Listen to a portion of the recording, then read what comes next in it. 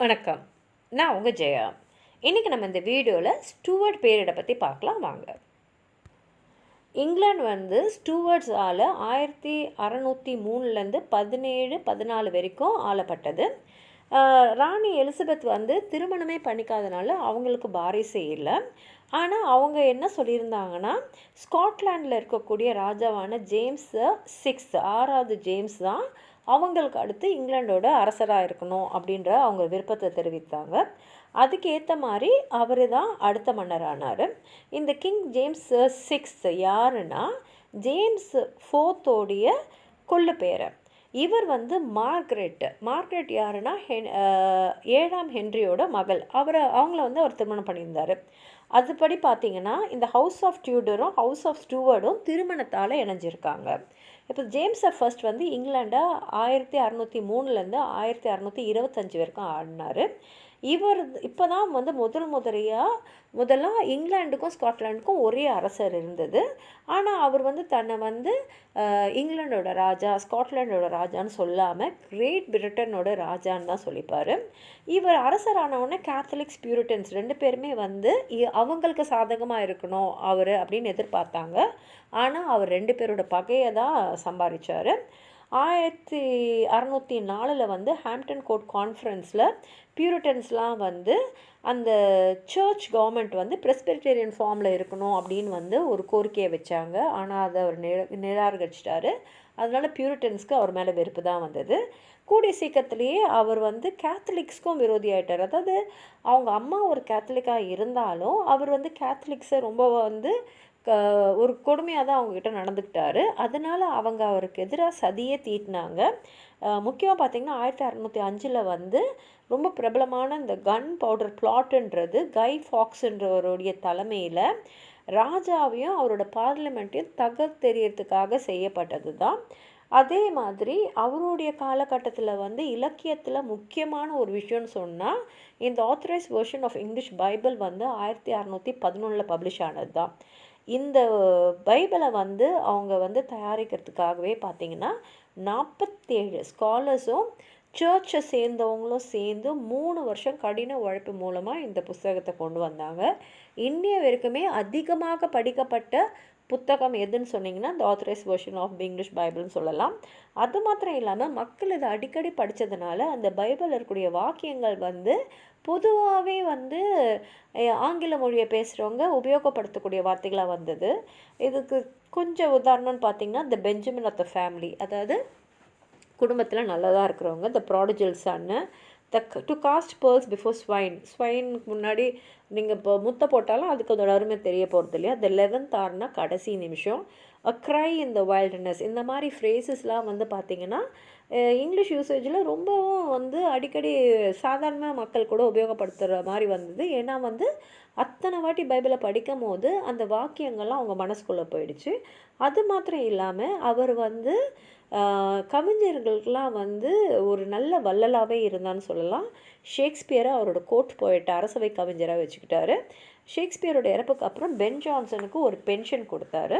அந்த பென்ஷன் பின்னாடி வந்த போயட் லாரட்ஸ்க்கெலாம் வந்து இங்கிலாண்டில் வந்து கொடுக்கப்பட்டது. அது மாத்திரம் இல்லாமல் அவருடைய அந்த மற்ற நாடுகளெல்லாம் கைப்பற்றி அவங்கள காலனிஸ் ஆக்குறதுல அவர் ரொம்பவும் விருப்பம் காட்டினார். அதுக்காகவே நிறையா கம்பெனிஸை வந்து ஆரம்பித்தாங்க. முக்கியமான கம்பெனிஸ்ன்னு பார்த்திங்கன்னா லண்டன் கம்பெனியும் பிளைமவுத் கம்பெனியும். இந்த நியூ பிளைமவுத் காலனி அமெரிக்காவில் இருக்குல்லையே, அது கூட பில்கிரிம்ஸ் ஃபாதர்ஸ் தான் வந்து இங்கிலாந்துலேருந்து 1620 வந்து அவங்க புறப்பட்டு வந்து அமெரிக்காவில் செட்டில் ஆனாங்க. அவங்க வந்த கப்பல் பேர் கூட மேஃப்ளவர். அப்புறம் சார்ல்ஸ் ஃபர்ஸ்ட் அவர் வந்து இங்கிலாண்டை 1625 1649 வரைக்கும் ஆண்டார். இவர் கிங் ஜேம்ஸோட மூத்த மகன். அதாவது வந்து குயின் எலிசபெத் காலத்துலேருந்தே பார்த்திங்கன்னா நிறைய பேருக்கு வந்து நமக்கும் வந்து அரசாங்கத்தில் ஒரு அதிகாரம் இருக்கணும் அப்படின்னு ஒரு அதிகார மோகத்தில் நிறைய பேர் இருந்தாங்க.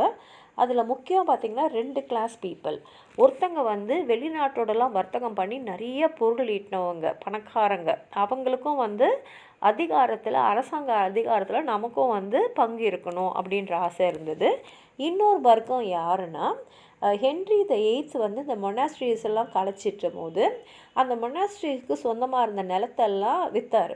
அந்த நிலத்தெல்லாம் வாங்கினவங்களோட பேரன்கள் இப்போ வந்து நல்ல பெரிய நிலவந்தாங்களாம் அந்த ஏரியாவில் இருந்தாங்க. அதனால் அவங்களுக்கும் வந்து அரசாங்கத்தில் நம்ம அதிகாரமாக இருக்கணும் அப்படின்ற ஒரு ஆசை இருந்தது. இவங்க எல்லாமே வந்து பியூரிட்டன்ஸாக இருந்தாங்க. முக்கால்வாசி வந்து டவுன்ஸில் தான் இருந்தாங்க. இப்போ குயின் எலிசபெத்துக்கும் சரி, ஜேம்ஸ் ஃபர்ஸ்ட்டுக்கும் சரி, இந்த மாதிரி அதிகார மோகம் பிடிச்சவங்கள எப்படி கையாளணும்னு தெரிஞ்சிருந்தது. ஆனால் சார்ல்ஸ் ஃபர்ஸ்ட்டு வந்து எப்படின்னா, யாருக்கும் நான் வளைஞ்சு கொடுக்க மாட்டேன், உடஞ்சி போனாலும் போவேனே தவிர வளைய மாட்டேன்னு இருந்தார். அது மாத்திரம் இல்லாமல் டிவைன் ரைட்டுன்னு சொல்லுவாங்க இல்லையா, அதாவது கடவுள் தேர்ந்தெடுக்கிறவங்கள தான் அரசர் ஆவான்ற நம்பிக்கை இருக்கிறதுனால அவங்கள வந்து கடவுளாகவே மக்கள் பார்ப்பாங்க. கடவுளுக்கு அடுத்தபடி நாங்கள் தான்ற எண்ணமும் அந்த ராஜாங்களுக்கு இருக்கும். அதனால் சார்ல்ஸ் ஃபர்ஸ்ட் என்ன சொன்னாருன்னா, நான் வந்து யார் கூடயும் வந்து என்னுடைய ஆட்சி எப்படி நடத்தணும், என்ன செய்யணுன்றதை கேட்கக்கூடாது, கேட்க முடியாதுன்றதுனால அந்த இதில் இருந்ததுனால ஒரு உள்நாட்டு போரே வந்து அந்த ராஜாவுக்கு சப்போர்ட்டாக இருக்கிறவங்களுக்கும் பார்லிமெண்டேரியன்ஸ்க்கும் நடுவில் வந்தது. இந்த போரோட முடிவில் பார்த்திங்கன்னா பார்லிமெண்டேரியன்ஸ் ஜெயிச்சுட்டு சார்ல்ஸ் ஃபர்ஸ்ட்டை வந்து தூக்கிலிட்டு கொண்டுட்டாங்க. அது வந்து 1649 ஜனவரி 30. அதுக்கப்புறம் ரூல் ஆஃப் ரம்ப்புன்னுவாங்க. அது வந்து 1649லேருந்து 1653 வரைக்கும் இருந்தது. இந்த உள்நாட்டு போரால் இந்த பார்லிமெண்டேரியன்ஸும் வந்து ரெண்டாக பிரிச்சுட்டாங்க. அதாவது ஹவுஸ் ஆஃப் லார்ட்ஸை வந்து கலைச்சிட்டாங்க. அதுக்கப்புறம் ஹவுஸ் ஆஃப் காமன்ஸில் யாரெல்லாம் ராஜாவுக்கு வந்து சப்போர்ட்டாக இருந்தாங்களோ அவங்களெல்லாம் வந்து அவங்களுடைய பதவியிலேருந்து நீக்கிட்டாங்க. அப்புறம் ப்ரைட் ஸ்பர்ஜ் மூலமாக 130 பிரெஸ்பிட்டேரியன் மெம்பர்ஸை வந்து பார்லிமெண்ட்டை விட்டு வெளியில் அமைச்சிட்டாங்க. மிச்சம் இருந்தவங்கள தான் ரம்ப்புன்னு சொல்லுவாங்க. இப்போ ராஜாவுக்கு மரண தண்டனை விடிச்சிட்ட அப்புறம் இந்த அட்மினிஸ்ட்ரேஷனை வந்து மேனேஜ் பண்ணுறதுக்காக கவுன்சில் ஆஃப் ஸ்டேட்டை செட் பண்ணிவிட்டு அதில் யார் யாரெல்லாம் இருந்தாங்கன்னா நியூ மாடல் ஆர்மி ஆஃபீஸர்ஸும் இந்த ரம்பில் இருந்த மெம்பர்ஸும் தான் இருந்தாங்க. அதனால தான் இந்த காலகட்டத்தை ரூல் ஆஃப் ரம்ப்னு சொல்லுவாங்க. அதுக்கு அடுத்த வந்த ஆட்சி வந்து காமன்வெல்த் ஆட்சி. அது வந்து 1653லேருந்து 1658 வரைக்கும் இருந்தது. இப்போ என்ன ஆயிடுச்சுன்னா, ஆர்மி மெம்பர்ஸ் இருந்தாங்களே அவங்க வந்து இந்த இண்டிபெண்ட் ரம்ஸ் எல்லாரையும் தோக்கடிச்சிட்டு அவங்க வந்து காமன்வெல்த்து செட் பண்ணாங்க. லார்ட் ப்ரொடெக்டராக ஆலிவர் க்ராம்வெல்லை தேர்ந்தெடுத்தாங்க. ஆலிவர் க்ராம்வெல் 5 வருஷம், அதாவது அவரோட மரணம் வரைக்கும் அவர் வந்து இங்கிலாண்டை வந்து ஆட்சி செஞ்சார். அது வந்து 1658. ஆனால் அவர் இறக்கிறதுக்கு முன்னாடியே வந்து அவருடைய மகன் அவருக்கு அடுத்த லார்ட் ப்ரொடெக்டர் ஆகிற மாதிரி அவர் வந்து லாஸ் எல்லாம் பாஸ் பண்ணிட்டு தான் இறந்தார். ஆனால் அவரோட மகன் ரிச்சர்ட் க்ராம்வெல் வந்து அவங்க அப்பா மாதிரி ஸ்ட்ராங்காக இல்லை, ரொம்ப வீக் அட்மினிஸ்ட்ரேட்டராக இருந்தார். நிறைய குழப்பங்கள் நிறைஞ்ச ஒரு காலகட்டமாக இருந்ததுனால மக்கள்லாம் வந்து திரும்பி அரசரே வந்து ஆட்சி செஞ்சால் நல்லாயிருக்கும் அப்படின்ற ஆசையை வந்து வெளிப்படையாகவே காட்ட ஆரம்பிச்சிட்டாங்க. அதுக்கேற்ற மாதிரியே சார்ல்ஸ் ஃபர்ஸ்டோடைய மகனான சார்ல்ஸ் செகண்ட் அவர் 29 மே 1660 அவர் வந்து அது வரைக்கும் யுனைடெட் நெதர்லாண்ட்ஸில் இருந்தார். திரும்பி இங்கிலாண்டுக்கு வந்தார், இங்கிலாண்டோட அரசரானார். 1660லேருந்து 1685 வரைக்கும் அவர் தான் வந்து இங்கிலாண்டோட மன்னராக இருந்தார். ரொம்பவும் வந்து வாழ்க்கையை நல்ல சந்தோஷமாக உல்லாசமாக வாழக்கூடிய ஒரு அரசராக அவர் இருந்தார். அவர் அரசர் ஆன உடனே முதல்ல பாஸ் பண்ண ஆக்ட் வந்து act of general immunity and oblivion. அதாவது வந்து யாரெல்லாம் வந்து அரசியல் விஷயமா தப்பு செஞ்சாங்களோ, அதாவது அவங்க அப்பாவோட மரணத்துக்கு காரணமாக இருந்தவங்கள தவிர மற்றவங்க எல்லாரையுமே அவர் வந்து மன்னிச்சிட்டாரு. ஆனால் அவங்க அப்பாவுடைய மரணத்துக்கு காரணமாக இருந்தவங்க எல்லாரையும் ஒன்று தூக்கில் போட்டார், இல்லை நாடை கடத்திட்டார். அதே மாதிரி பியூரிட்டானிசமே இந்த நாட்டில் இருக்கக்கூடாதுன்னு சொல்லிட்டு ஒரு சீரீஸ் ஆஃப் 4 ஆக்ட்ஸ், இந்த 4 ஆக்டை சேர்ந்து தான் கிளாரிடன் கோடுன்னு சொல்லுவாங்க, அதை அவர் பாஸ் பண்ணார். இந்த 4 ஆக்ட்ஸ்க்கும் ஏன் கிளாரிடன் கோடுன்னு பேர் வந்ததுன்னா, இதோடைய மூலையே பார்த்திங்கன்னா ஏர்ல் ஆஃப் கிளாரிடன் தான். அதனால தான் அதுக்கு பேர் வந்து கிளாரிடன் கோடு. அதே சமயத்தில் அவர் வந்து எந்த மதத்து மேலேயும் எந்த பற்றும் இல்லாமல் தான் அவர் வாழ்ந்துட்டு இருந்தார். ஆனால் மரண தருவாயில் அவர் ரோமன் கேத்தலிக் ஃபேத்தை வந்து வெளிப்படுத்தினார். அவர் வந்து ஃப்ரையர் ஹடல்ஸ்டன், அவர் தான் அந்த ப்ரீஸ்ட்டு. அவர் தான் வந்து சிவில் வார் போது அவரை பாதுகாத்தது. அதுக்கப்புறம் வந்து அவரை எக்ஸ்ட்ரீம் ஆக்ஷனாக ஆக்குனாங்க.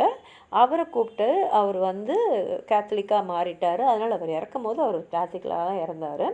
இந்த சிவில் வார் அண்ட் காமன்வெல்த் இந்த 2 ஆட்சியும் நடக்கும் போது பார்த்திங்கன்னா இலக்கியத்தில் அவ்வளோ வளமான வெளியீடுகள்லாம் எதுவுமே இல்லை. ஏன்னா நாடே ஒரு பெரிய குழப்பத்தில் கலவரத்தில் இருக்கும் போது இலக்கியம் எழுதுகிற அளவுக்கு யாருக்குமே வந்து ஒரு மனநிலை இல்லை.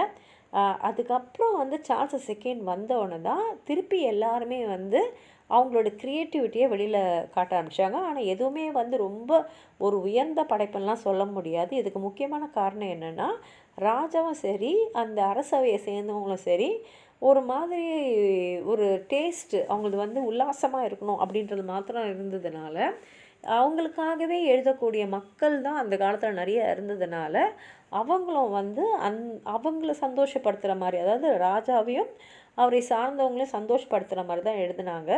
அதனாலேயே பார்த்திங்கன்னா ரெஸ்டோரேஷன் ட்ராமாலாம் பார்த்திங்கன்னா ரொம்ப வல்கராக தான் இருக்கும். ஆனாலும் இந்த காலகட்டத்தில் 2 பெரிய மாபெரும் படைப்புகள் வந்து வெளியிடப்பட்டது. ஒன்று வந்து பேரடைஸ் லாஸ்ட், அதை எழுதினவர் ஜான் மில்டன். அடுத்தது பில்கிரிம்ஸ் ப்ரோக்ரஸ், அதை எழுதினது ஜான் பானியன். 2 பேருமே பியூரிட்டன்ஸ்ன்றது குறிப்பிடத்தக்கது. இந்த சமயத்தில் பார்த்திங்கன்னா ஜான் ட்ரைடன் தான் வந்து அரசவை கவிஞராக இருந்தார். அவர் வந்து போயட் லாரேட்டாக 1668 அப்பாயிண்ட் பண்ணாங்க. ஆனால் 1689, அதாவது அடுத்த வருஷமே அவர் வந்து அந்த பதவி இழக்க வேண்டியிருந்தது. ஏன்னா வந்து ரெவல்யூஷன் சமயத்தில் அவர் ஓத்து எடுக்கிறதுக்கு மறுத்துட்டதுனால. அதே சமயத்தில் கிங் சார்ல்ஸ் செகண்டும் வந்து காலனைசேஷன், நம்ம நாடு வந்து இன்னும் விரிவுபடுத்தணும் அப்படின்றதுல ரொம்ப ஆர்வமாக இருந்தார். அவரோட காலகட்டத்தில் தான் North Carolina, South Carolina, New York, New Jersey, Pennsylvania எல்லாம் வந்து அந்த நிலத்தை ஆக்கிரமித்து அவங்க வந்து இருக்க ஆரம்பித்தாங்க. இவருக்கு வந்து குழந்தைங்க யாருமே இல்லாததுனால அவரோட சகோதரர் வந்து அவருக்கு அடுத்தபடியாக அவர் ராஜாவானார். அவரோட சகோதரர் வந்து ஜேம்ஸ் செகண்ட். இவர் வந்து இங்கிலாண்டு 1685 1688 வரைக்கும் ஆண்டார். இவர் ரோமன் கேத்தலிக். ஆனால் வந்து இவர் ஏன் ராஜாவானார்னா, ஹவுஸ் ஆஃப் லார்ட்ஸ் வந்து இந்த எக்ஸ்க்ளூஷன் பில்லை வந்து ரிஜெக்ட் பண்ணிட்டாங்க. இந்த எக்ஸ்க்ளூஷன் பில்லை யார் பாஸ் பண்ணாங்கன்னா ஹவுஸ் ஆஃப் காமன்ஸ். இவருடைய முதல் மனைவி மூலமாக அவருக்கு 2 பெண்கள். அந்த 2 பெண்களுமே ப்ராட்டஸ்டன்ஸ். ஒருத்தங்க வந்து மேரி, இன்னொருத்தவங்க வந்து ஆன். இவங்க 2 பேருமே ப்ராட்டஸ்டன்ட் பிரின்சஸையே திருமணம் பண்ணிக்கிட்டாங்க. மேரி வந்து வில்லியம் பிரின்ஸ் ஆஃப் ஆரஞ்சை திருமணம் பண்ணாங்க. ஆன் வந்து ஜார்ஜ் பிரின்ஸ் ஆஃப் டென்மார்க்கை திருமணம் பண்ணிக்கிட்டாங்க. ஜேம்ஸ்க்கு 55 வயசு ஆகும்போது அவரோட 2வது மனைவி மேரி ஆஃப் மொடினா மூலமாக அவருக்கு ஒரு மகன் பிறந்தார். அதனால் இந்த மகன் ஒரு கேத்தலிக்கு. ஆனால் திரும்பி இன்னொரு கேத்தலிக் வந்து நாட்டை ஆள்றது வந்து அந்த ப்ராட்டஸ்டன்ட் பொலிட்டிஷியன்ஸால் ஏற்றுக்க முடியாததாக இருந்ததுனால விக்ஸ் அண்ட் டாரிஸ் எல்லாம் சேர்ந்து மேரியையும் அவங்க கணவரான வில்லியம் ஆஃப் ஆரஞ்சையும் இங்கிலாண்டோட அரசராக இருக்கிறதுக்கு கூப்பிட்டாங்க. இப்போது வந்து ஜேம்ஸ்க்கு பயம் வந்ததுனால அவர் வந்து ஃப்ரான்ஸ்க்கு ஓடி போயிட்டார். அதுக்கப்புறம் வில்லியமும் மேரியும் இங்கிலாண்டை வந்து 1688 1702 வரைக்கும் ஆண்டாங்க. இவங்க 2 பேருமே இங்கிலாண்டுக்கு நவம்பர் 5 1688 வந்தாங்க. ஃபெப்ரவரி 13 1689 2 பேருமே இங்கிலாண்டோட ராஜாவும் ராணியாவும் பதவி ஏற்றுக்கிட்டாங்க. இந்த பதவி ஏற்ப க்ளோரியஸ் ரெவல்யூஷன் சொல்லுவாங்க. ஏன்னா இந்த முதல்ல மக்களாக விரும்பி ஒரு அரசர்களை அவங்களா தேர்ந்தெடுத்து உட்கார வைக்கிறது. 2வது, இதை ஏன் க்ளோரியஸ் ரெவல்யூஷன் சொல்கிறாங்கன்னா, எந்த விதமான வன்முறையோ இல்லை ரத்தம் சிந்தவோ எதுவுமே இல்லாமல் நடந்த ஒரு புரட்சி இது. அதனால தான் இது க்ளோரியஸ் ரெவல்யூஷன் சொல்கிறாங்க. மேரி வந்து 1694 இறந்துட்டாங்க. அவங்களுக்கு அப்புறம் வில்லியம் வந்து இங்கிலாண்டோட அரசராக 1702 வரைக்கும் இருந்தார். குதிரையை ஓட்டின்னு இருக்கும் போது அங்கேருந்து கீழே விழுந்ததுனால அவர் இறந்துட்டார். கல்கட்டாவில் இருக்கிற ஃபோர்ட் வில்லியம் வந்து அவருடைய பேரை தான் அங்கே வந்து கல்கட்டாவில் அந்த ஃபோர்ட் வில்லியம்னு வச்சாங்க. இந்த சமயத்தில் பார்த்திங்கன்னா நிறைய விஷயங்கள் வந்து அவர் ஆண்டபோது நடந்தது. அதாவது பார்ட்டி சிஸ்டம்ன்றதே ஒன்று வந்து இங்கிலாண்டில் அப்போ தான் உருவாச்சு கவர்மெண்ட்டில். இன்னொன்று வந்து இந்த பில் ஆஃப் ரைட்ஸை பாஸ் பண்ணாங்க. அது 1689. இதில் முக்கியமாக என்ன சொல்லியிருக்காங்கன்னா, சவரன், அதாவது நாட்டை ஆள்றவங்க வந்து சர்ச் ஆஃப் இங்கிலாண்டோட மெம்பராக இருக்கணும் அப்படின்றது இந்த பில்லில் இருக்கக்கூடிய ஒரு விஷயம். இவங்களுக்கு அடுத்தது குயின் ஆன். அவங்க இங்கிலாண்டை 1702 1714 வரைக்கும் அவங்க வந்து ஆண்டாங்க. ஏன்னா ஆக்ட் ஆஃப் செட்டில்மெண்ட்டுன்னு ஒரு ப்ரொவிஷனை வந்து 1701 பாஸ் பண்ணாங்க. அதில் என்ன சொல்லியிருந்ததுன்னா, வில்லியமோட இறப்புக்கு அப்புறம் மேரியோடைய சகோதரியான ஆன் தான் வந்து இங்கிலாண்டை வந்து ஆளணும் அப்படின்னு இருந்தது. அதே சமயத்தில் இந்த சமயத்தில் தான் இங்கிலாண்டுக்கும் ஸ்காட்லாண்டுக்கும் ஒரே பார்லிமெண்ட் இருந்தது. இதுவும் வந்து ஆக்ட் ஆஃப் யூனியன் ஒன்று 1707 பாஸ் பண்ணதுனால உருவாச்சு. அப்புறம் இந்த ட்ரீட்டி ஆஃப் எல்ட்ரிச் வந்து 1713, அதாவது 1813. இதில் என்னென்னா இந்த ஸ்பானிஷ் சக்சஷன் வார் முடிஞ்சதுனால இங்கிலாந்துக்கு பல விதமான நன்மைகள் நடந்தது. அது மாத்திரம் இல்லாமல் குயின் ஆனோடைய ஆட்சி சமயத்தில் எல்லா வகையிலும் இங்கிலாந்து வந்து தழைச்சி ஓங்குச்சுன்னே சொல்லலாம். அதுலேயும் வந்து இலக்கியத்தில் பார்த்திங்கன்னா ஜோசப் அடிசன் அவரோட ஸ்பெக்டேட்டர் எஸ்ஸேஸ் எழுதினார். அலெக்சாண்டர் போப் வந்து எஸ்ஏ ஆன் கிரிட்டிசிசமும் த ரேப் ஆஃப் த லாக்கையும் வந்து 1712 எழுதினார். வில்லியம் கான்கிரேவ் நிறைய காமெடிஸ் எழுதினார். குயின் ஆன் வந்து 1714 இறந்துட்டாங்க. ஆனால் அவங்களுக்கு எந்த வாரிசுமே இல்லை. ஏன்னா அவங்களுக்கு குழந்தைகள் இருந்தது. ஆனால் அந்த குழந்தைங்கள்லாம் அந்த குழந்தை பருவத்தில் இறந்துட்டதுனால அவங்களுக்கு வாரிசு இல்லாமல் அவங்க இறந்துட்டாங்க. இத்தோடு ஸ்டூவர்ட் பீரியட் வந்து முடிவுக்கு வந்துடுச்சு. உங்களுக்கு எதாவது சொல்லணும்னு நினச்சிங்கன்னா கீழே இருக்கிற கமெண்ட் பாக்ஸில் எழுதுங்க. இந்த வீடியோவை லைக் பண்ணுங்கள், உங்கள் ஃப்ரெண்ட்ஸோடு ஷேர் பண்ணுங்கள். சப்ஸ்கிரைப் பண்ணாதவங்களாம் ப்ளீஸ் சப்ஸ்கிரைப் பண்ணி சப்போர்ட் பண்ணுங்கள். நன்றி.